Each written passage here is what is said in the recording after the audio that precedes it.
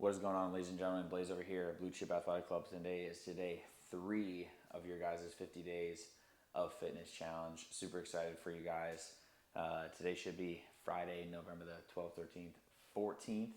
If you're keeping track at home, thank you guys again for rolling with us. We're going to get into our training session today, but before I get into that, what I want to talk about is the importance of making sure that we have a balanced body. There's a lot of people that end up getting checked into nursing homes, because they're unable to stand up. They fall down and end up kind of breaking limbs because they don't have good balance. They don't have good coordination. And that is something that we're going to drive home here in the Blue Chip Athletic Club program over the next 50 days with one day that may make your brain hurt a little bit and also challenge you in the realm of, hey, bringing high intensity, bringing low intensity work into it, and being able to kind of shift between the two. So that is what we're going to work on today. A little balance, a little coordination, a little bit of plyometrics, and then a little bit of being able to really get the engine running and then working it back down. So we are going to work a little bit of a warm-up today. Again, we'll start 45 seconds on, 15 seconds off. World's greatest stretch, knee 90s, and swimmers. I think we went through most of these already, but real quick, world's greatest stretch again. Hands are going to be planted. You're in an up plank, 1 foot up here. You can kind of floss, explore, see how the body's feeling throughout that range. And then you'll switch legs here. Again, you can twist, kind of find yourself there. Your hips may be a little bit tight. Maybe it's your hamstrings, maybe it's your calves. You kind of work through that full range. Find yourself where you're at. You'll work for that 45 seconds to work. You'll take 15 seconds to rest. Then you'll get into your knee 90s. Again, that's going to be here, sitting down. You'll plant your hands behind you. You'll drop down to one side, drop down to the other side, making those two 90-degree angles here with the legs. You'll lean over the front if you so desire, and then work back and forth for the full 45 seconds on. You'll take 15 seconds to rest. And last but not least, you're going to work your Superman. So Supermans are really, really simple. You're going to lay down here on the ground, and all you're going to do, bring your feet up off the floor. I'll turn here, straight forward. And then hands are going to be here, and you're basically just going to bring your hands back, sweep them back behind you, and then bring your arms up and sweep them up over your head, and you'll just work through here, swimming back and forth for the full 45 seconds on, and then you'll take your 15 seconds of rest. So that was world's greatest stretch, knee 90s, swimmers, 2 rounds. And then next we're going to get into our little plyometric set. Now, for me, in this specific capacity, I don't have as much room as I would like when I'm doing this. I would probably like to have like 10 or 20 yards in front of me so that I can kind of do these movement patterns. If you can go outside for this, that is what I would recommend. If for some reason you don't have space, that is okay. You can definitely make things work the way I'm going to now, but it's a little bit easier for you to kind of keep moving and then work these patterns as well.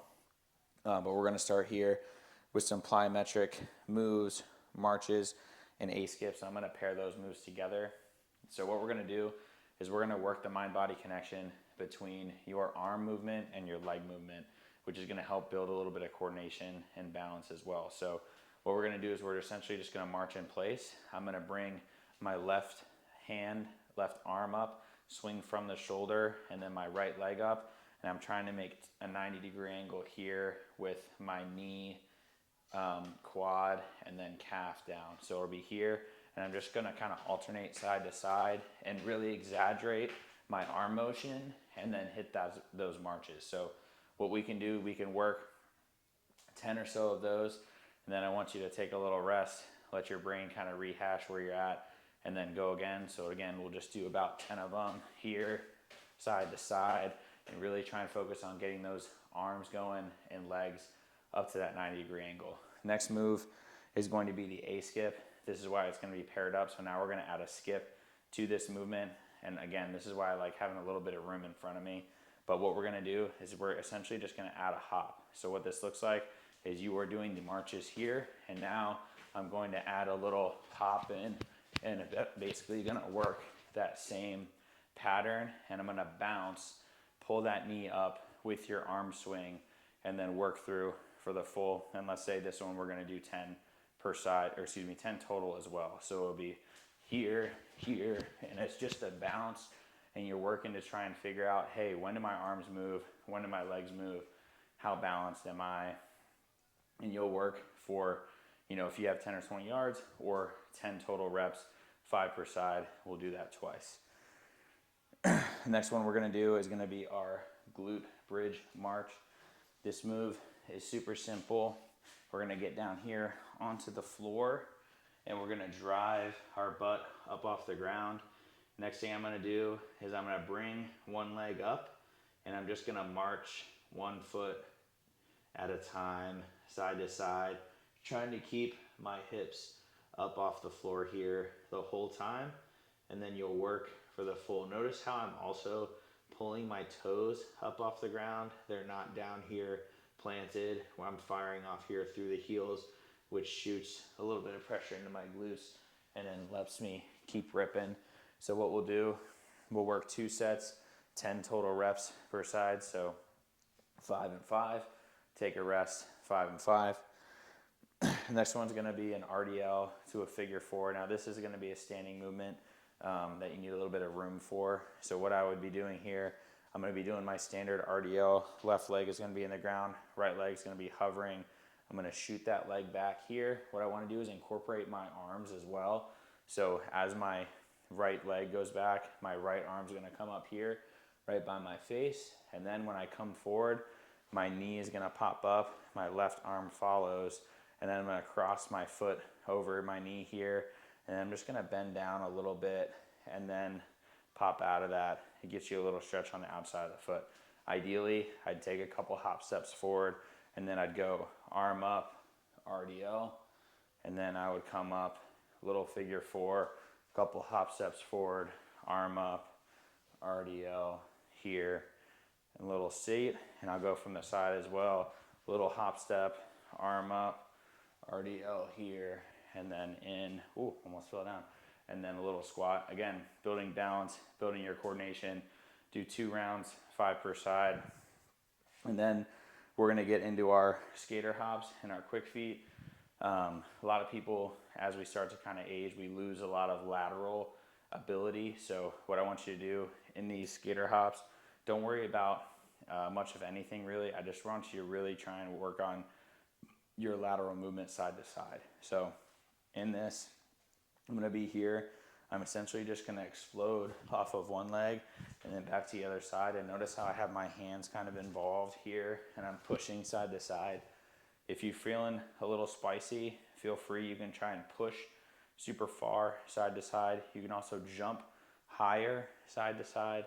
And then if you need to taper off and take some away, you can always come over, land, and then plant that leg back behind and really start to work on the balance that you can go side to side, really start to work on some of that knee stability, and you build in a lot of that coordination as well.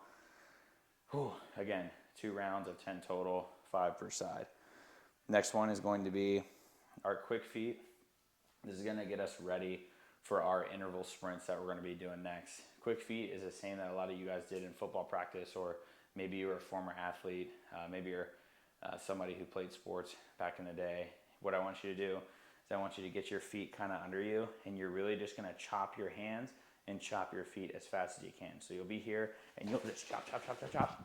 And all I want you to do like 3 to 5, and then I want you to kind of pop out of it. What this is doing is activating central nervous system, getting you ready to rock for your interval sprints. Then I'm gonna kind of get set. The other way that you can kind of do this is you can stagger your feet, right foot forward, left foot back, and I can be here, and I can almost go like I'm hopping over a line, but we'll be here. I'll go that way this time. I'll go just really fast, and then I'll pop out of it. What that's doing again, getting our central nervous system going, getting us ready to rock. We'll do 2 rounds of those, and then we're getting into it. So, the work for today is gonna be interval sprints. Now, if you are somebody, I wanna caveat this workout today, if you're somebody who hasn't sprinted in 30 years, what I would like you to do is I'd like you to cage your expectations for what a sprint looks like. An interval sprint for somebody is going to be really just elevating the heart rate and then bringing it right back down. I'm gonna leave this up to you the way that you wanna do it. If you don't have access to equipment, this will be best done with a run and some pavement if you're able to do so. You can also hop on a bike, a rower, a skier, something of that nature. What it's going to be doing is going to be 10 seconds of really, really high intensity effort. You can also do this with like burpees or even push-ups. And what I want you to do is I want you to hit it really, really hard for that 10 seconds. It's like a max out effort. And then you're going to take 50 seconds, so 50 seconds to completely recover. Now, if you're working on an echo bike for 10 seconds really, really hard, I promise you the 50 seconds goes incredibly fast. What I want you to do is work super, super hard. You're going to go through 12 rounds of that 10-second sprint and 50-second recovery. And then you'll be done for the day and finish off the day with another small walk. Bring your heart rate down.